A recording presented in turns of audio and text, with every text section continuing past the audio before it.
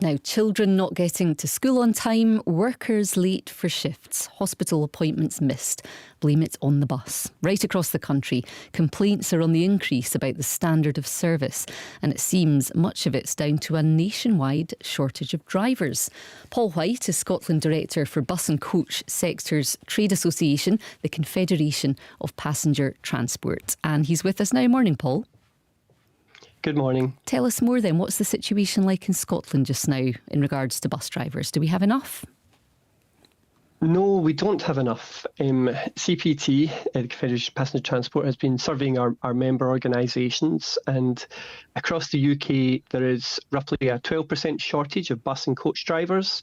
In Scotland that situation is slightly worse. It's closer to a 14% shortage, which is the predominant cause of some cancellation of services and timetable changes. And what's going on? Why do you think this shortage has emerged? Well, there's a number of factors that have contributed to this, but I think from our surveying of members, two leading factors are people have changed their work habits since the pandemic. Bus and coach driving is not something you can do remotely or a hybrid working pattern. And we've also seen a number of EU nationals return to their home countries recently. So those two factors are probably the leading causes. And why are there more bus driver vacancies than coach driver vacancies? What's the difference there? And is there a disparity in pay, would you say, between the two?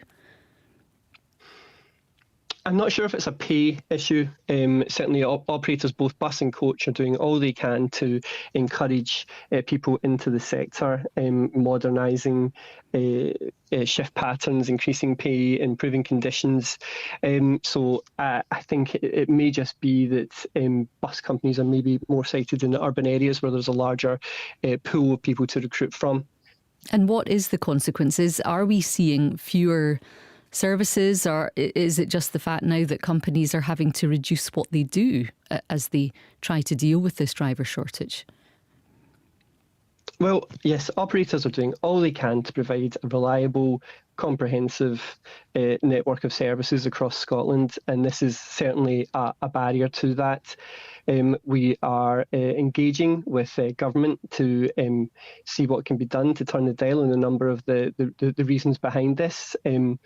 We are CPT and our member organisations have just launched a recruitment campaign called Thank You Driver, or Cheers Drive if you live in Wales, which is what they say, because apparently a bus driver, a coach driver, is the most thanked profession in the UK. We're working with the Transport Minister, Miss Ruth, and other stakeholders through a task force, and that's focused on three main issues. That's driver recruitment, how we grow bus use, and how we engage with communities through this challenging time. And that task force will hopefully conclude in 2023 and help improve the situation. Meanwhile, we're keen to run the network of services as is registered, so people should hopefully turn up at their bus stop and get the services they expect.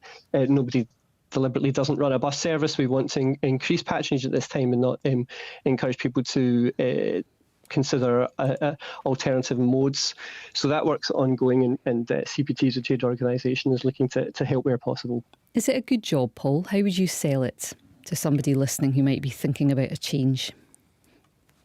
Yes, I would say it is a good job. I've had the opportunity to drive a bus myself, not in traffic, I have to say, but still, it was a good experience. As I say, it's the most thanked profession in the UK, so that is a positive. And more operators are looking to see what can be done to improve working conditions for drivers, making shift patterns more attractive to people who maybe want to work part-time or who have childcare responsibilities in the morning or afternoon and maybe only want to work a part of the day.